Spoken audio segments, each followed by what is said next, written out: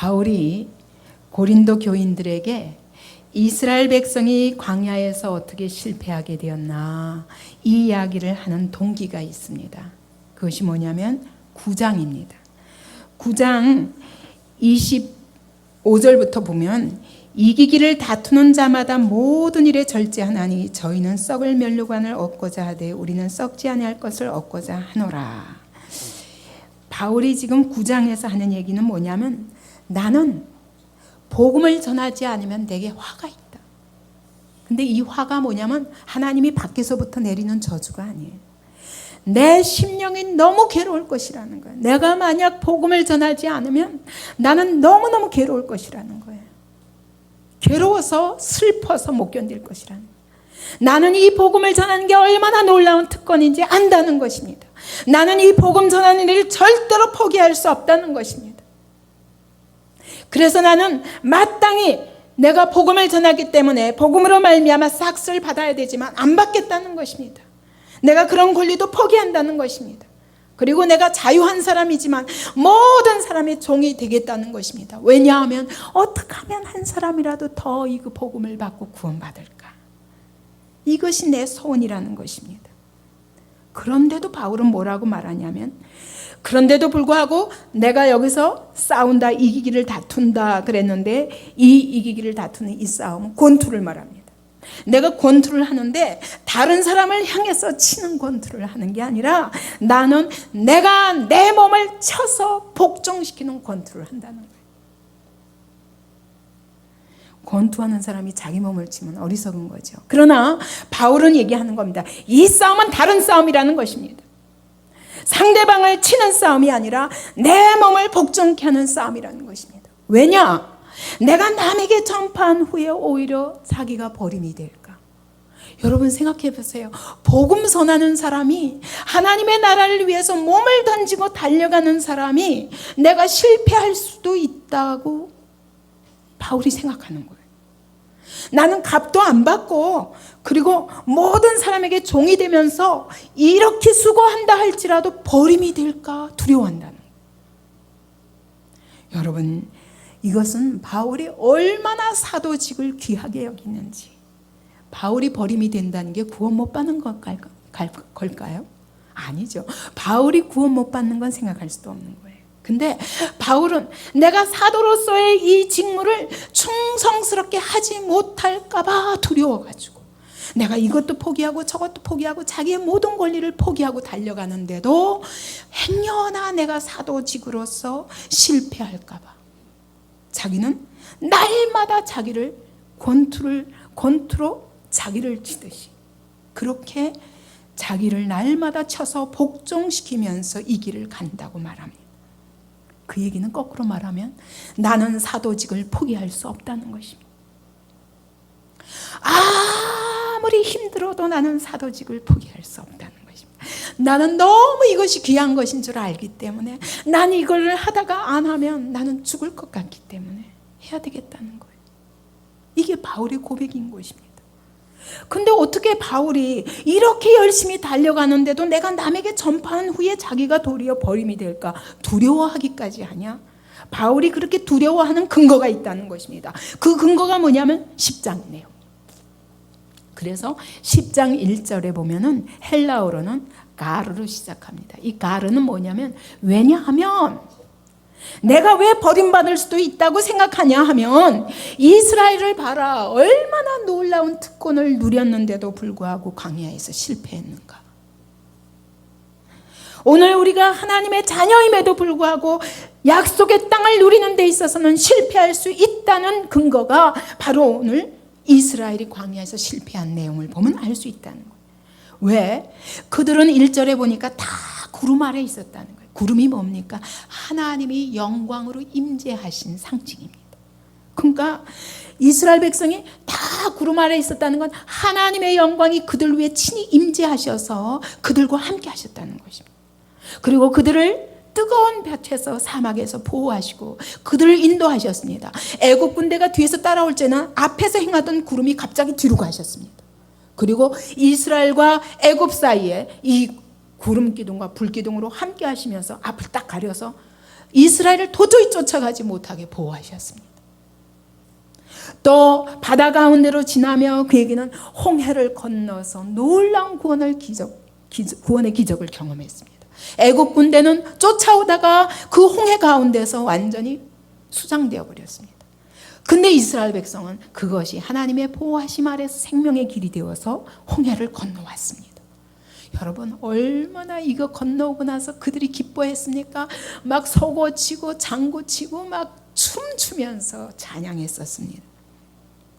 모세에게 속하여 다 세례를 받았다고 말합니다. 이스라엘 백성들이 모세가 인도하는 대로 쭉 하나로 일렬이 되어서 이제는 한 공동체로 새로운 출발을 시작했습니다. 전에는 다 따로따로 있었던 사람들이 모세에게 속하여서 애굽을 건너온 해에는 한 공동체로 교제하기 시작했습니다. 우리도 마찬가지입니다. 우리가 어떻게 하나님이 임재하셔서 찾아오셔서 우리를 그 애굽에서 건너내시고 도저히 돌아올 수 없는 바다를 건너왔습니다. 우리는 홍해를 건넌 사람입니다. 돌아가고 싶어도 돌아갈 수 없는 사람들입니다. 하나님이 그리스도께 속하게 해서 우리를 다 한 몸으로 묶으셨습니다. 여러분, 우리 다 각각 따로따로 있었습니다. 다 각각 다른 환경, 다른 곳에서 살고 있었습니다. 근데 다른 목적을 가지고 그랬던 사람들이 이제 그리스도께 속해서 한 성령으로 말미암아 한 공동체의 몸을 이루었습니다. 그리고 정말 피를 나눈 형제보다 더 뜨거운 교제로 서로 한 몸이 되어 교제하고 있습니다. 얼마나 놀라운 특권입니까? 광야길을 걷는데 다 신령한 식물을 먹었다고 말합니다. 근데 이 신령한은 뭐냐면 영적인 식물이라는 것입니다. 다시 말하면 우리의 영혼을 살찌우는 생명의 양식을 날마다 공급받고 있다는 것입니다. 이스라엘 백성이 만나를 광야에서 먹은 것처럼 우리는 날마다 새벽부터 일주일 내내 하나님의 말씀을 먹습니다. 날마다 신령한 음료를 마십니다. 성령으로 말미암아 우리 뱃속에서부터 흘러나오는 생수의 강이 흘러넘침으로 날마다 그 특권을 성령께서 동행하시는 특권을 누립니다. 이것들은 다 이스라엘이 노력해서 얻은 것이 아닙니다. 거저 하나님이 초자연적인 방법으로 은혜로 그냥 부어주신 것들입니다. 이 놀라운 특권을 받고 우리는 광야 삶이 시작되었습니다. 근데 5절에 보십시오. 5절에 그러나 저희의 다수를 하나님이 기뻐하지 아니하신 거로, 이 다수가 얼마냐면 여호수아와 갈렙 외의 모든 사람이 기뻐하지 아니하신 거로 저희가 광야에서 멸망을 받았느니라. 그러면서 이런 일은 우리의 거울이 되어 우리로 하여금 저희가 악을 즐겨한 같이 즐겨하는 자가 되지 않게 하려 함이라. 이스라엘 백성의 이것이 광야에서 다 쓰러졌다는 것입니다. 다 쓰러져 멸망받았다는 것이 헬라어 원어로는 다 쓰러졌다는 것, 다 엎드러져 죽었다는 것입니다. 다시 말하면 가나안 복지까지 들어가지 못하고 광야에서 그들의 삶이 끝났다는 것입니다. 오늘 우리도 그럴 수 있습니다. 하나님이 우리에게 주신 약속은 놀라운 특권입니다. 우리에게 주신 약속은 놀라운 축복입니다. 놀라운 승리의 약속들입니다. 그럼에도 불구하고 우리의 삶에서 그건 맛보지 못한 채로 우리의 삶이 끝날 수 있다는 것입니다. 그러면 너희 포기하겠냐? 라고 묻는 거예요, 바울이. 나는 이 사도직을 포기할 수가 없다. 그래서 날마다 권투로 나를 치듯이 나와 싸우고 있다. 나를 쳐서 복종시키고 있다.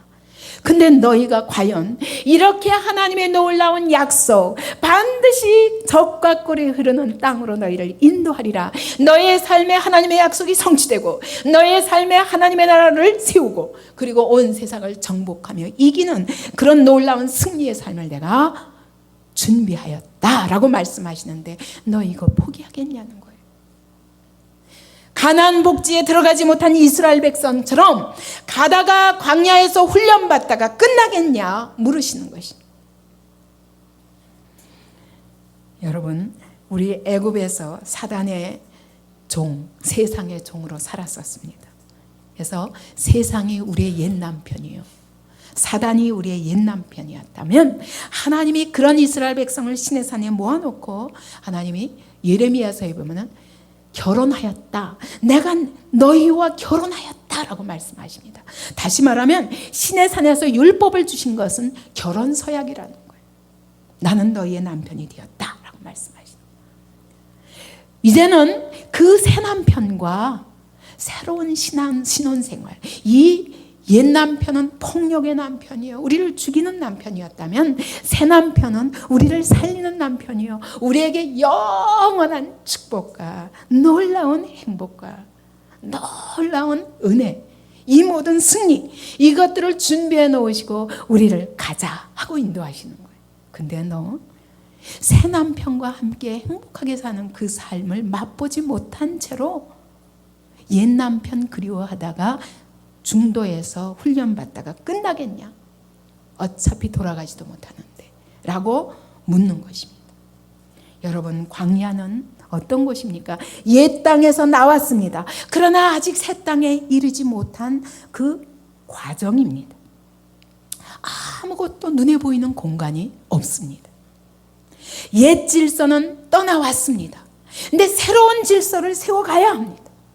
아직은 옛 공간과 앞으로 이루어가야 할 새 공간과 공간 사이에 있는 그 중간 지점인 것입니다.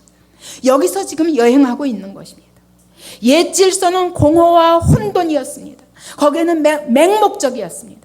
그러나 새 질서는 하나님의 목적에 의해서, 하나님의 질서에 의해서, 하나님의 부르심에 의해서, 하나님의 약속으로 전환하는 그런 삶의 과정인 것입니다. 그래서 아직은 익숙하지 않은 거예요. 이 새 질서에 아직 우리가 익숙하지 않기 때문에 훈련받아야 되는 것입니다. 전에는 무라면 하나님의 말씀으로 유를 창조하신 것처럼 이제는 새로운 하나님의 나라를 창조해가는 과정입니다. 근데 이 보이지 않는 것을 못 견디는 거예요. 그래서 여호수아와 갈렙에는 다 실패했던 것입니다. 전에는 내 정욕이 시키는 대로, 세상에 바로가 시키는 대로 그냥 따라가면 됐었습니다.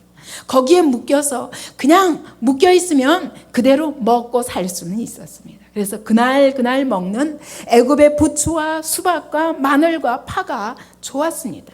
그냥 그것을 먹는 것으로 좋겠습니다. 그러나 삶에 아무 소망이 없었습니다. 이 삶에서 고쳐져서 놀라운 영광의 삶 꿈꿀 수도 없습니다. 영원히 종로를 탈 줄 알았습니다. 근데 하나님이 우리를 거기서 건져내시고 하나님의 아들로서 대접해 주시면서 놀라운 하나님의 나라를 상속해 주시겠다는 거예요. 근데 여러분, 하나님의 나라를 상속한다는 것이 뭔지 맛보셨습니까? 이거를 조금씩 맛보면서 그 하나님의 나라의 영광, 하나님의 아들로서 누리게 되는 그 상속권을 누리는 그 축복이 무엇인가를 배워가면서 약속의 땅을 향해서 만들어 가야 되는 것입니다. 근데 여러분, 이 백성들이 다 어떤 백성들이에요? 아직 눈에 보이는 것도 없을 뿐만 아니라 서로 바라보니까 다 몰라. 서로 몰라. 이 약속의 땅을 알고 가는 사람이 있으면 알고 가는 사람 믿고 따라가야 되는데, 알고 가는 사람 사실 모세조차도 모르니까 원망이 나오죠. 우리가 맛보지 못합니다. 그러나 단 한 가지 알 수 있는 것은 이 광야를 걸으면서 걸음걸음 하나님이 함께 하시면서 주시는 선물을 통해서 앞으로 우리에게 주실 것이 얼마나 영광스러운지는 알 수 있거든요. 근데 그것조차 바라보지 못하는 것입니다. 이 광야의 최대 문제는 아직도 하나님을 잘 알지 못하고, 하나님이 우리에게 주시는 그 약속의 새 소망이 뭔지도 잘 알지 못하고, 이해하지 못하면서도 날마다 모여서 예배드리고, 이스라엘 백성의 광야길에 뭐예요? 성막을 중심으로 날마다 예배드리는 거예요. 날마다 예배는 드립니다. 그런데도 불평하는 거예요. 거기다가 이 공동체는 우리가 각자가 서로 뽑아서 선택해서 모인 사람들이 아니에요. 하나님이 뽑으셔서 모였습니다. 무조건 서로 받아야 돼. 무조건 서로 받아야 돼. 여기서 내 마음이 안 드는 사람이 있어도 하나님이 뽑아 놓으신 이 가족을 무조건 끌어안아야 돼. 그리고 함께 가야 돼. 이런 공동체의 특성이 있는 것입니다. 여러분, 내가 언제 이런 가정에 나고 싶어서 낳습니까? 그죠? 이런 아버지, 이런 어머니, 이런 형제 내가 선택한 거 아닌 것처럼 여러분 하나님의 교회도 우리가 선택한 게 아니라 하나님이 선택해 주셔서 우리가 함께 모였습니다. 근데 서로 받아야 되는, 받는데 끝까지 받아야 됩니다. 육신의 형제는 피할 수도 있습니다. 그러나 영원한 하나님 나라에 가는 이 공동체는 함께 서로 마음에 안 들어도 손 붙잡고 더불어 사는 훈련을 이 광야에서 하는 거예요. 그러니까 여태까지는 각각 제 나름대로 살다가 이제는 함께 사는 훈련까지 해야 되는 것입니다. 이것이 광야의 어려움입니다. 세상에서 나오긴 나왔지만 아직은 완성된 하나님의 나라를 보지 못해가지고 끊임없이 오히려 이전에 보였던 세상이 훨씬 그리운 것이 바로 이스라엘 백성의 모습인 것입니다. 오늘 우리도 마찬가지입니다. 우리가 함께 이루어가야 할 사명이 있습니다. 그런데 이 사명이 아직 보이지 않습니다. 분명히 말씀을 통해서 하시는데도 불구하고 눈에 보이지는 않습니다. 여기에 우리의 답답함이 있는 것입니다. 그러나 바울이 말하는 거예요. 실패할 수 있냐? 여기서 포기할 수 있냐? 없다는 겁니다. 나는 이게 얼마나 놀라운 특권인지를 안다는 것입니다. 사실 바울은 부름받은 이후 맨날 매 맞고 옥에 갇히고 침뱉음을 당하고 조롱당하고 끝내는 목베임을 당한 것으로 끝났습니다. 그럼에도 불구하고 절대로 세상이 알지 못하는 이 특권의 영광스러움과 날마다 주님과 함께하는 기쁨이 어떤 것인가를 그는 너무 잘 알았습니다. 자기는 절대로 포기할 수 없다. 너희도 포기할 수 없다. 돌아갈 수도 없다. 라고 말하는 겁니다. 그러므로 우리는 반드시 실패해서는 안 된다. 우리는 반드시 승리해야 된다. 근데 10장 7절에서 10절까지 보면 그런데 왜 이스라엘이 넘어졌는가가 7절부터 10절까지 나옵니다. 7절에서는 뭐 때문에 넘어졌습니까? 우상 숭배하다가 넘어졌습니다. 그 다음에 9절에서는 뭐 하다가 넘어졌습니까? 주를 시험하다가 넘어졌습니다. 주를 시험한다는 건 뭐냐면 의심했다는 것. 주를 의심하다가 넘어졌습니다. 하나님의 선하심과 자비하심과 사랑하심과 완전하심과 전능하신 하나님의 그 권능을 시험했습니다. 우상 숭배는 뭡니까? 끊임없이 옛 남편을 그리워하는 거예요. 애굽에서 먹던 거, 애굽에서 살던 양식을 그리워하는 것입니다. 이거는 뭐냐면 새 남편을 잊어버리는 거예요. 지금 내가 옛 남편 떠나서 새 남편과 결혼하고 지금 동행하고 있다는 사실을 잊어버리고 있어요. 이것이 우상 숭배입니다. 그 다음에 10절에 보니까 뭐 하다가 실패했습니까? 원망하고 불평하다가 실패했습니다. 하나님이 주신 것, 이거는 보지 못하고, 이 은혜가 얼마나 큰지 보지 못하고 다른 거 요구하는 거예요. 이거 말고 딴 거 달라는 겁니다. 이게 원망거리인 것입니다. 이것을 한마디로 민수기 11장 20절에는 뭐라고 말씀하냐? 민수기 11장 20절을 함께 보겠습니다. 구약 214쪽입니다. 구약 214쪽입니다. 함께 있습니다. 코에서 넘쳐서 싫어하기까지 1개월간을 먹게 하시리니 이는 너희가 너희 중에 거하시는 여호와를 멸시하고 그 앞에서 울며 이르기를 우리가 어찌하여 애굽에서 나왔던고 함이라 하라. 예, 하나님께서 그들이 고기를 달라니까 메추라기를 한 달 동안이나 아주 그냥 코에서 냄새가 날려서 지겨울 만큼 주셨습니다. 그러면서 그들에게 재앙을 내리셨는데 이유는 뭐냐? 너희가 너희 중에 거하시는 여호와를 멸시하는 것이라 라고 말씀합니다. 여러분, 원망과 불평은 이 한마디로 우상 숭배, 주를 의심하는 것, 그 다음에 원망과 불평, 이 다 한 가지로 여호와를 멸시하는 것이라고 말씀합니다. 분명히 하나님께서 구름 기둥과 불 기둥으로 함께 하십니다. 여러분, 날마다 구름을 봤다니까요. 아침에 눈을 뜨면 구름이 있으면 가만히 있고 구름이 떠나가시면 따라갔다고요. 밤에는 불기둥으로 변하는 거 보았다고요. 그런데도 멸시했다는 거예요. 그런데도 하나님의 선하심을 의심했다는 것입니다. 그런데도 불구하고 옛 남편을 그리워했다는 것입니다. 하나님이 지금 우리와 함께 하신 것을 잊어버리는 것입니다. 어떻게 이런 일이 있을 수 있습니까? 아니 어떻게 눈으로 보고도 잊어버릴 수 있습니까? 근데 우리가 다 그렇더라고요. 어떻게 만나를 먹으면서도 여러분 불평할 수 있습니까? 그럴 수 있더라고요. 가만히 생각해 보니까 하나님은 우리의 남편이 되셔서 우리의 모든 걸 책임져 주시겠다는 거예요. 사랑하시기 때문에 우리에게 최고로 좋은 것만 주시겠다는 겁니다. 최고의 것을 준비하셨는데도 불구하고 그 사랑을 의심했다는 거예요. 예를 들면 하나님이 우리를 사랑하셨다는 증거가 뭡니까? 어린 양의 피를 바르면서 꺼내셨잖아요. 애굽의 모든 장자는 다 죽으면서 우리는 건져내셨잖아요. 여러분, 어린 양이 무엇입니까? 하나님의 장자입니다. 하나님의 장자를 십자가에 못 박아가면서 우리를 건져내셨잖아요. 하나님의 아들의 피를 보면서까지 우리를 살리기 원하셨잖아요. 그것이면 사랑이 촉하지 않습니까? 십자가 사랑이면 속하지 않습니까? 홍해에서 건져내셨습니다.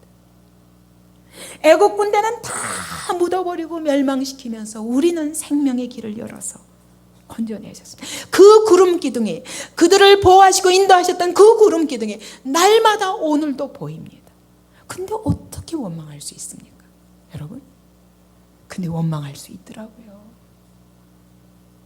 오늘도 여러분, 언젠가 처음에는 그 말씀을 들을 때 감격이었습니다. 눈물을 흘리면서 감사하며 기뻐하며 하나님의 사랑에 감격했었습니다.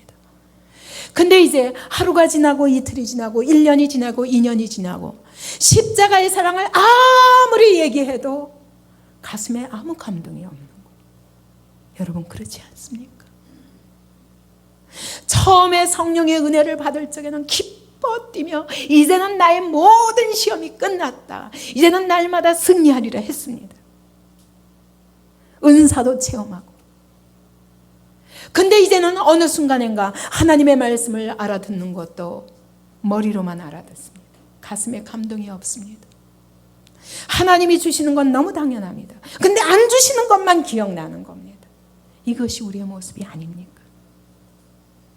이스라엘 백성이 똑같았습니다. 처음에는 만나를 먹을 것이 없어서 막 안타까워하고 막 나중에는 원망했습니다. 그런데도 하나님은 모세의 기도를 통해서 그들에게 만나를 내려주셨습니다. 만나를 맛보니까, 처음에 맛보니까 얼마나 맛있는지 마치 꿀을 섞은 과자와 같았더라 라고 말합니다. 꿀처럼 단 거예요. 너무너무 맛있게 먹었습니다. 너무너무 신기합니다. 아침마다 내려옵니다. 변함없이 40년 동안 하루도 빠짐없이 아침에 눈을 뜨면 이슬이 내릴 때 함께 내려옵니다. 절대로 하나님이 쌓아놓지 말라고 그랬어요. 왜냐하면 내일이 염려가 돼서 쌓아놓으려고 그러면 다 썩어버렸습니다. 하나님이 그날 변함없이 내리십니다. 오늘도 마찬가지입니다. 하나님이 날마다 은혜를 주십니다. 지난주 예배 때도 은혜 주셨고, 새벽에도 은혜 주셨고, 기도할 때 은혜 주셨습니다. 근데 이제는 그 은혜에 대해서 감격이 없습니다. 이제는 주시는 건 당연합니다. 더 짜릿한 거 주시지 않나? 여러분, 그런 유혹이 우리 안에 없습니까?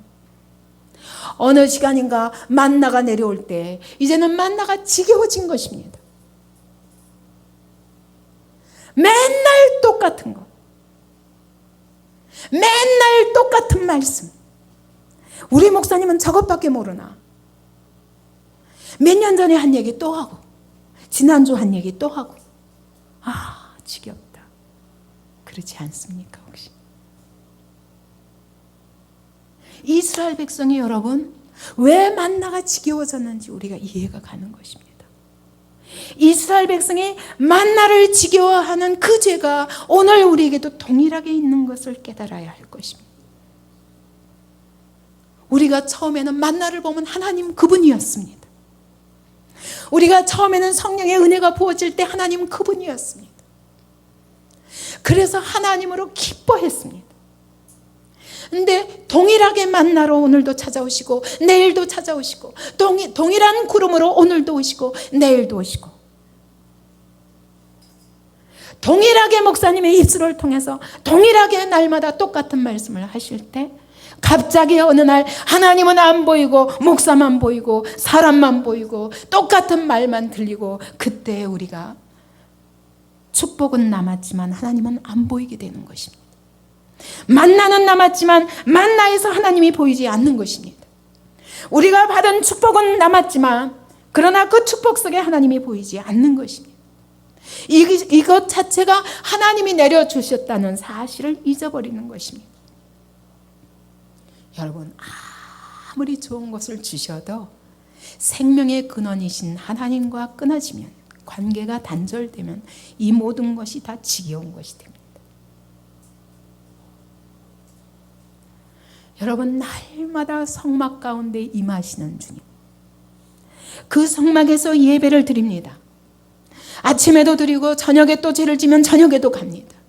여러분, 이 남자만 20세 이상 남자만 60만 명이 넘었으면은 전부 남녀 다 합하면 350만, 최소 350만 이상이라고 합니다. 그러면 여러분, 350만 명이 날마다 죄를 지을 때마다 성막에 가서 제사를 드립니다. 그러니까 여러분, 이 성막에서는 연기가 날마다 끊이지 않았을 거예요. 그 피비린내가 날마다 끊이지 않았을 것입니다. 처음에는 피를 흘리면서 내가 죽어야 할 것을 이 어린 양이 죽는구나 감격해서, 하나님 감사합니다. 나 대신 어린 양을 죽이시면서 내 모든 죄를 용서해 주시니 감사합니다. 그렇게 하고 제사를 드렸습니다. 근데 이게 하루, 이틀, 40년이 되다 보니까 이제는 제사에 아무 감격이 없습니다. 누가 나를 위해서 피 흘려? 이 피가 뭔데? 이 피가 뭔데? 피와 나와 아무 상관이 없습니다. 여러분, 이것이 이스라엘의 모습이었던 것입니다. 여러분, 우리가 먹은 음식 중에 이들이 불평하는 이유가 뭐냐면, 하나님이 날마다 주시는 이 만나 말고 이거 밖에는 왜 없냐는 겁니다. 애굽에서 먹었던 왜 그것이 없냐는 겁니다. 너무너무 애굽에 길들여져 있는 것입니다. 우리의 생각과 습관 속에, 기질과 성품 속에 여러분, 애굽에 길들여진 것들이, 이것이 다 벗겨져서 새로운 신랑과 함께 사는 삶으로 연단받지 아니하고는 이 시험은 그치지 않습니다. 이것은 노예 근성입니다. 노예 근성입니다. 애굽에 길들여져 있는 성격, 애굽에 길들여져 있는 생활 방식, 애굽에 길들여져 있는 음식, 여러분, 음식이 달라요. 광야에서 먹고 사는 음식과 애굽에서 먹고 사는 음식이 다른 것입니다. 사는 방법도 다른 것입니다. 이제 이 새로운 삶의 방법에 익숙해져야 되기 때문에 하나님이 그 애굽에서의 모든 노예 근성을 끊어버리기 위해서 홍해를 건너게 하신 거예요. 그리고 광야로 인도하시는 것입니다. 철저한 분리를 원하십니다. 노예 생활서부터 모든 결박을 끊으라는 것입니다. 여러분, 결핍은 뭡니까? 필요한 것이 없는 것이 결핍입니다. 탐욕이 뭡니까? 필요한 것 이상으로 달라는 게 바로 탐욕입니다. 하나님이 이스라엘 백성이 만나 외에는 왜 안 주냐, 왜 고기가 없냐 하는 것이 고기가 하나님이 주시기 싫어서가 아닙니다. 그게 아니라 왜 하나님이 준비하신 것, 하나님이 주시는 것이 완전한 것이라는 것. 왜냐하면 너희 천부께서는 너에게 무엇이 있어야 할 줄을 아시느니라 그랬거든요. 하나님은 우리에게 꼭 필요한 거 그날 주신다고요. 우리에게 필요한 것 같으면 벌써 주셨다는 거예요. 그런데 왜 꼭 하나님이 준비하신 것은 틀렸다 하고 다른 걸 달라 하느냐? 하나님이 주시는 것이 얼마나 귀한 것인 줄 왜 모르느냐? 이것이 바로, 이 탐심이 바로 우상 숭배다. 그러니까 뭘 요구하는 거예요? 이전에 애굽의 근성에서 즐겼던 것들을 요구하는 것입니다. 여러분, 이것이 바로 이스라엘 백성의 영적 위치인 것처럼 오늘 우리도 같은 자리에 있음을 기억해야 할 것입니다. 우리가 원망하는 이유가 이것입니다. 여러분, 없어서 결핍해서 여러분 원망하는 것이 아닙니다. 탐욕 때문에 원망한다는 것을 기억해야 할 것입니다. 이 광야에서 사는 방법은, 사는 양식은 떡이 아닙니다. 말씀입니다. 출애굽기 15장 6절을 한번 보십시다. 출애굽기 15장 6절. 구약 106페이지입니다. 6절이 15장 26절입니다. 15장 26절 106페이지 시작.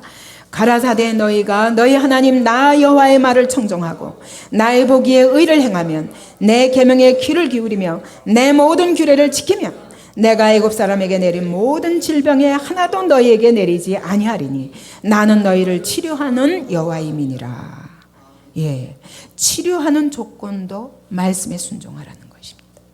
그 다음에 16장 4절에 보니까 때에 여호와께서 모세에게 이르시되 보라 내가 너희를 위하여 하늘에서 양식을 비같이 내리리니 백성이 나가서 일용할 것을 날마다 거둘 것이라. 이같이 하여 그들이 나의 율법을 준행하나 아니하나 내가 시험하리라.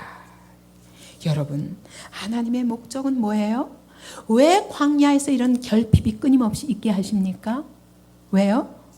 하나님의 말씀을 준행하나 아니하나 시험하시기 위해서라는 거예요. 그래서 신명기 8장 2절을 보겠습니다. 신명기 8장 2절 274페이지입니다. 274쪽입니다. 8장 2절을 보면 내 하나님 여호와께서 이 40년 동안에 너로 광야의 길을 걷게 하신 것을 기억하라. 이는 너를 낮추시며 너를 시험하사 내 마음이 어떠한지 그 명령을 지키는지 아니 지키는지 알려 하심이라. 광야의 목적이 뭐라고요? 하나님의 말씀을 지키는지 아니 지키는지. 왜냐하면요, 이것이 앞으로 새 신랑과 살아가는 방법이기 때문입니다. 이것이 바로 가나안 땅에 들어가서 살아야 하는 방법이기 때문입니다. 이것을 훈련시키기 위해서 하나님이 광야 40년의 걸음을 우리에게 허락하셨다는 것입니다. 그래서 3절에서도 사람이 떡으로만 사는 것이 아니요 여호와의 입에서 나오는 모든 말씀으로 사는 줄을 너로 알게 하기 위함이라는 겁니다.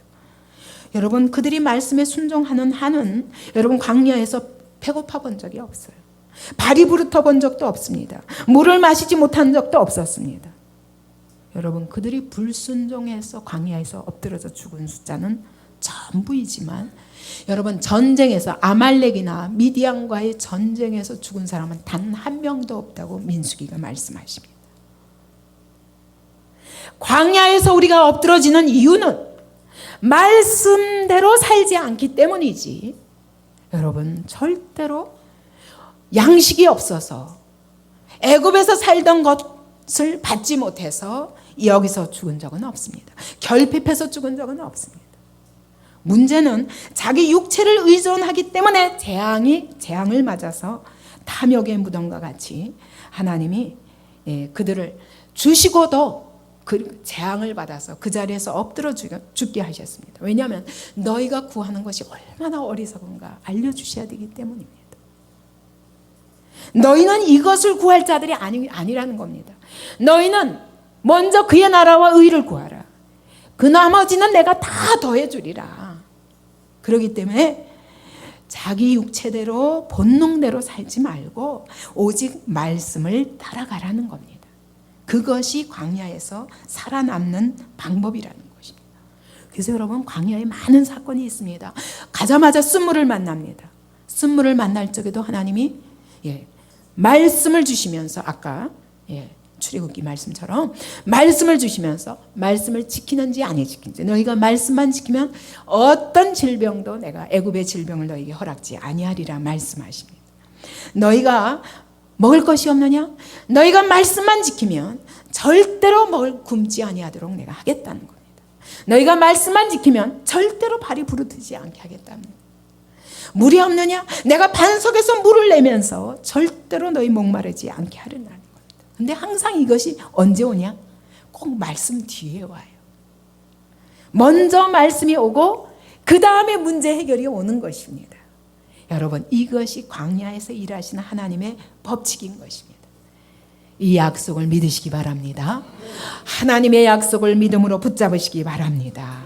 여러분, 이 광야의 삶은 떡으로 사는 삶이 아닙니다. 말씀으로 사는 삶입니다. 그런데 우리는 이러는 거예요. 아니 왜 아무것도 안 보여? 말씀만 맨날 하니까 이 말씀과 나의 현실과 무슨 상관이 있냐? 이것이 우리의 원망거리인 것입니다. 여러분, 근데 광야는 말씀만 보이는 곳입니다. 말씀으로만 먹고 사는 방법입니다. 여러분, 우리가 이러면서 하나님이 양식도 날마다 주십니다. 왜? 말씀으로 사는 훈련을 시켜야 되기 때문에. 그렇지 않고는 가나안에 가서 절대로 승리할 수 없습니다. 그렇기 때문에 이 광야는 계속적인 믿음의 도전의 장소입니다. 하나님의 약속의 말씀을 주시고 믿음으로 걷는가 아니 걷는가, 말씀을 주시고 걷는 거예요. 문제를 주시면 반드시 문제 뒤에 말씀을 주십니다. 그때 우리가 말씀을 붙잡는 것이 사는 길인 것입니다.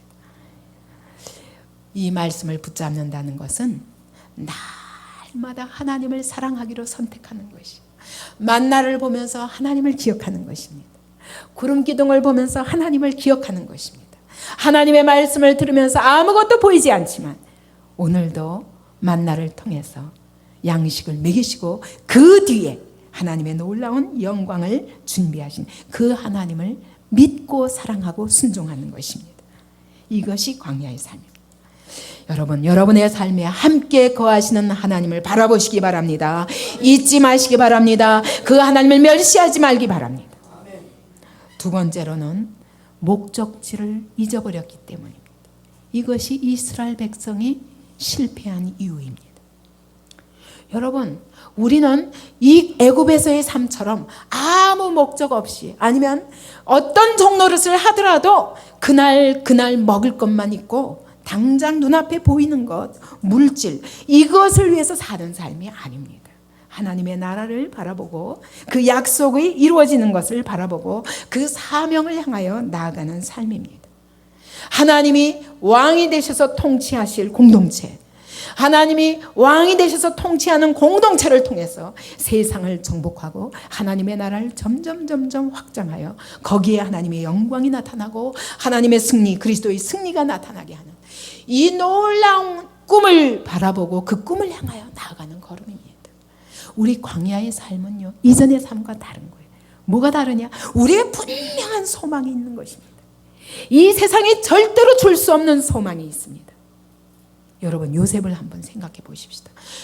요셉이 형들에게 팔려가지고 보디발의 집에 종으로 갔습니다. 무슨 소망이 있습니까? 무슨 소망이 있습니까? 그러나 요셉은 믿었습니다. 하나님이 함께 하시는 한 소망이 있다는 걸 믿었습니다. 나는 잘 모르겠지만 하나님이 이곳에 두신 이유가 있고 여기서 건져내실 것이고 끝나는 하나님의 놀라운 구원을 나타내실 것을 믿었습니다. 그렇기 때문에 그가 하나님과 함께 살았습니다. 보디발의 집에서 넉넉히 이길 수 있었습니다. 왕의 죄수들이 갇히는 감옥 속에서도 넉넉히 이길 수 있었습니다. 왜? 하나님이 함께 하시면 믿었기 때문입니다.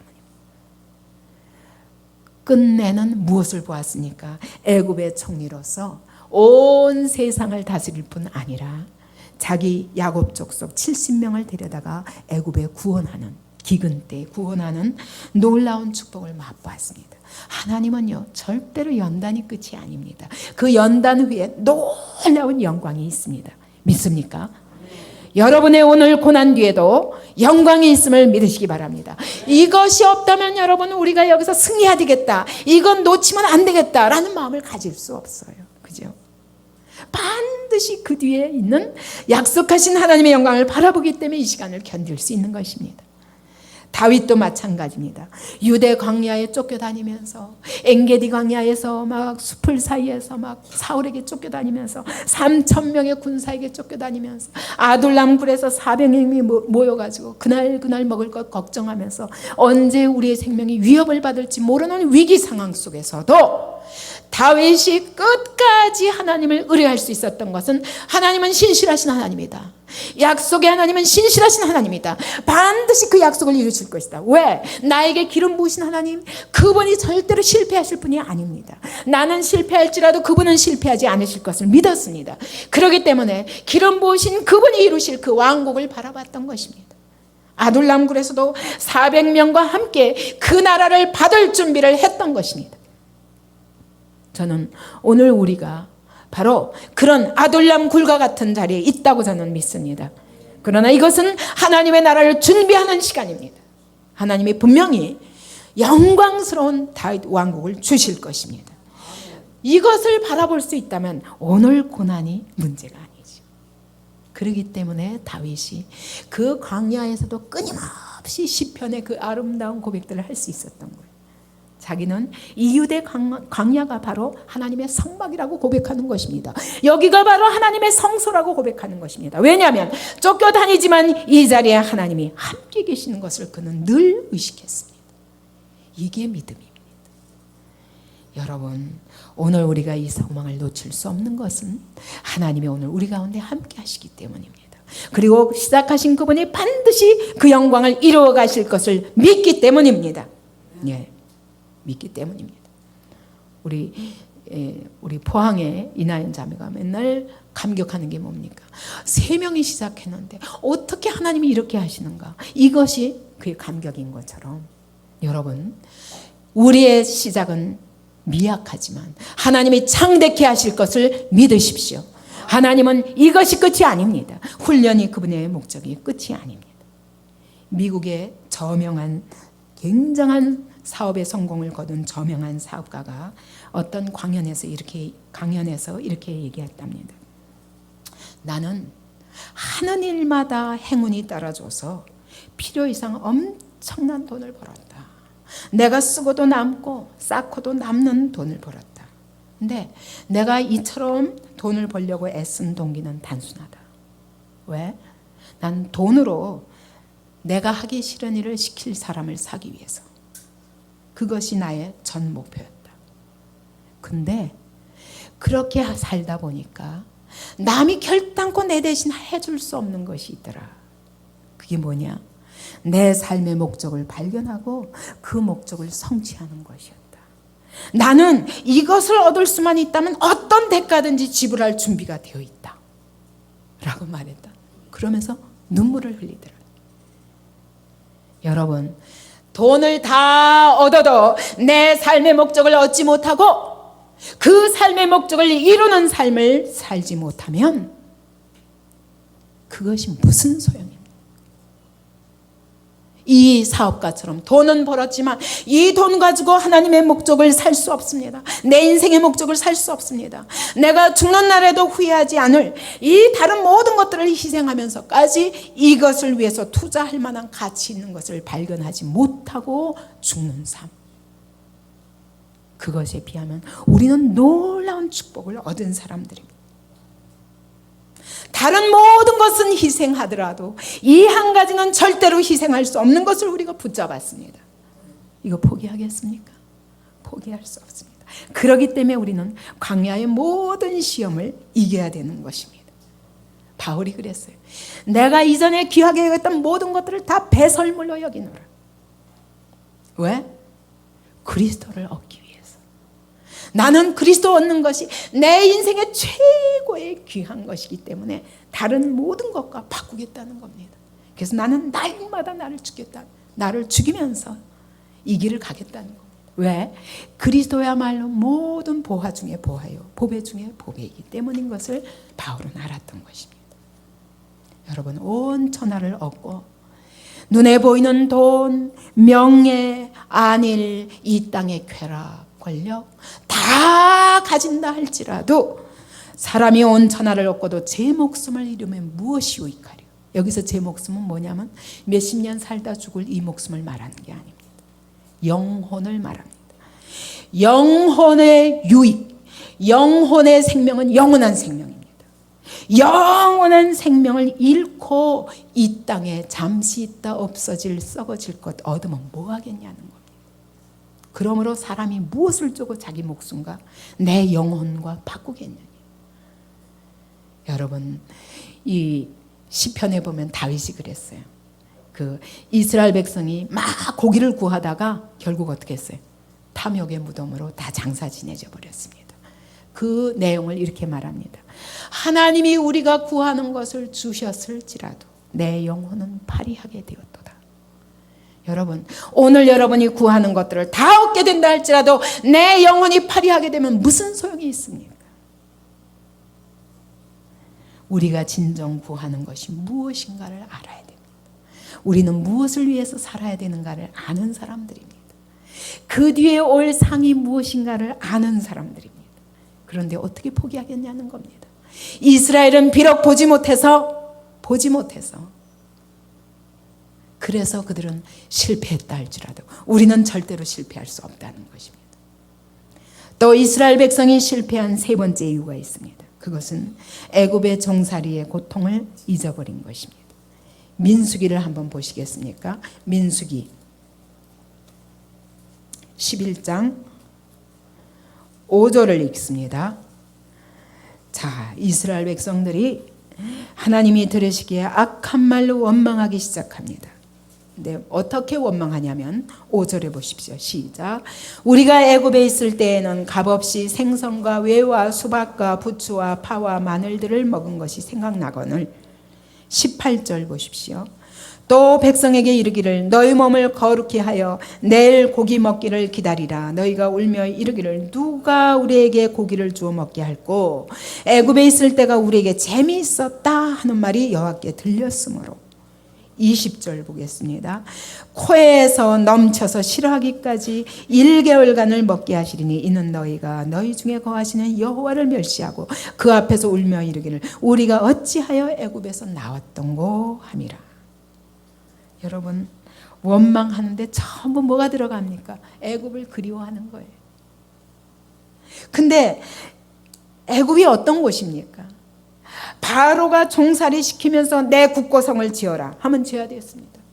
내 왕궁을 지어라 하면 그거 지어야 됩니다. 근데 얼마나 그건 부려먹었냐면 농사 지어라 하면 농사 지어야 되고 진흙을 이겨가지고 벽돌을 만들라 그럼 벽돌을 만들. 집도 주지 않고 집을 구워다가 벽돌을 만들라 그럼 또 그것도 해야 되고 완전히 이거 안 하면 때리고 오죽하면 그들이 너무너무 괴로워가지고 신음하며 탄식했더니 하나님이 그들의 탄식을 들으신 거로 이스라엘 백성 거기서 건져내셨더라. 여러분 거기서 신음할 때는 언제고 거기서 탄식하며 울며 부르짖어서 하나님이 건져내셨다니까요. 근데 그때 거기서 종살이하며 겪던 고통은 하나도 안 보이고 뭐만 보이냐면 부추와 파와 마늘과 수박과 오이와 생선과 이런 것만 보이는 거예요. 이런 것만 기억나는 거예요. 여러분 이게 노예 근성입니다. 이런 것들이 무엇이냐? 애굽에서 종살이하면서 바로의 종로로 타면서 질질 끌려다니면서 종살이의 대가로 받은 삭들이라는 걸 기억해야 돼요. 우리가 애굽에 있는 것, 세상에 있는 게 아무리 아름답다 할지라도 그것들은 다 종살이의 대가로 치르게 되는 값입니다. 예, 세상의 명예가 그립습니까? 그거는 세상의 종로로 돼야 받을 수 있는 것입니다. 여러분 세상의 지기가 부럽습니까? 그들이 가진 권세가 부럽습니까? 그들이 가진 돈이 부럽습니까? 세상에 질질 끌려다니면서 노예 노릇해야 얻을 수 있는 대가라는 걸 기억하면 여러분 어디다가 투자하겠습니까? 어디다가 투자하겠습니까? 거기서 산파에게 남자아이는 다 죽이라 했습니다.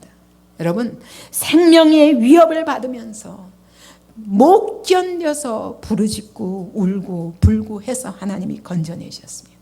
근데 그 애굽을 그리워하는 이유는 우리가 입술에 단 것, 내 눈에 보기에 좋은 것 이런 것들을 얻기 위해서 어떻게 종살이 했어야만 했던가는 잊어버리는 게 우리의 연약함인 것입니다. 어떤 사람이 이렇게 얘기하더라고요. 결국 이들의 식도락에 이들의 그 취향은 식도락인데 왜? 다른 건 다 안 보이고 마늘, 부추 먹을 것만 생각이 나니까 식도락인데 그것은 혀와 목구멍 사이를 즐겁게 하기 위한 것에 불과하다. 혀와 목구멍 사이를 즐겁게 하는 것 그것을 위해서 이 땅에서 잠시 몇 년 그것을 즐겁게 하기 위해서 영원한 것을 버리겠냐고 주님이 물으시는 것입니다. 여러분 이런 것들을 왜 포기할 수 있었냐면 여러분 애굽의 종살이보다는 영원하신 하나님 사랑의 하나님과 함께하며 그 놀라운 약속과 그 축복을 누리기 위해서 포기했던 것들 아닙니까?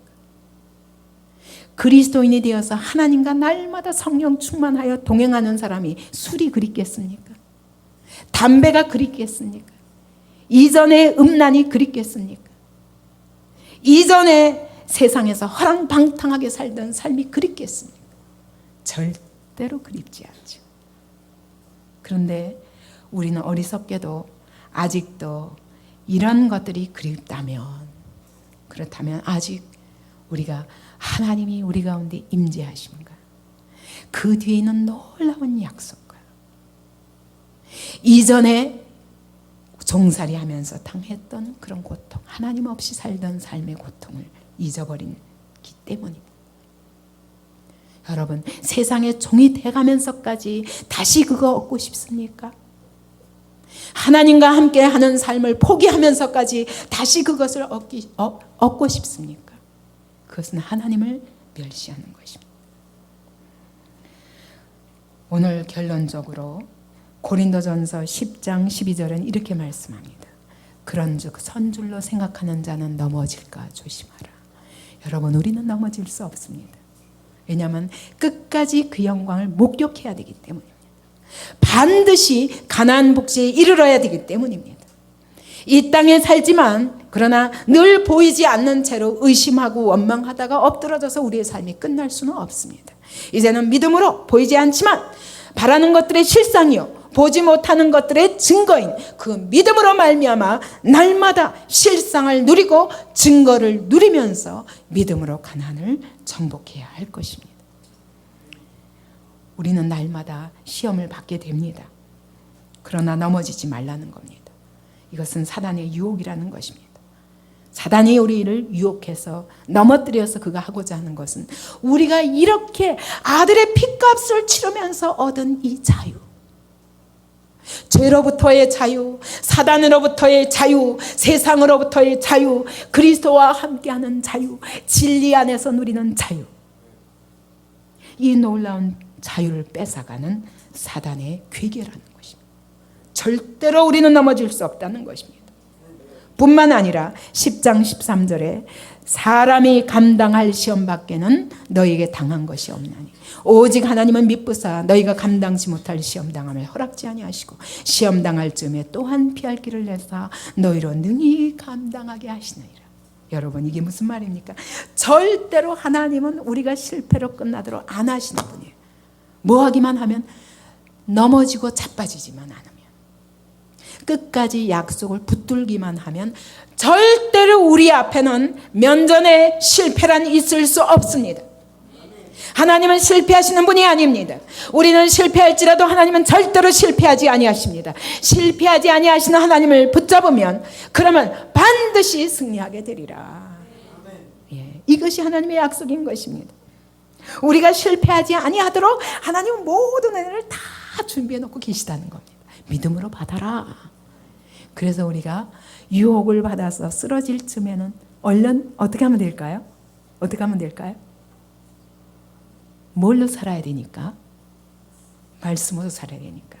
하나님의 약속을 붙잡는 겁니다. 내 감정은 안 되지만, 눈에 보이는 것도 없지만, 당장 뭔가 내게 큰 유익이 없어 보이지만, 그러나 약속을 신뢰하는 것입니다. 이것이 광야에서 사는 길입니다. 이것이 믿음의 승리의 길입니다. 혹시 그런데 너희가 시험 당해도 뭐 하신다고요? 피할 길을 주신다는 거예요. 하나님이 얼마나 인자하신 하나님인지 우리의 연약함을 아시기 때문에 또 피할 길도 주신다. 걱정 마라. 우리의 분량대로. 여러분, 처음부터 다 모세같이 인도하시겠습니까? 모세도 자빠지는 거 보세요. 우리는 다 실패할 수밖에 없는 사람들입니다. 뭐 하기 전에는? 약속의 말씀에 대한 믿음으로 굳게 서기 전에는 절대로 실패할 수밖에 없어요. 누구든지. 근데 하나님이 모세가 원망하니까 어떡하셔? 네 분량이 그렇지. 아직 그거밖에 안 되지.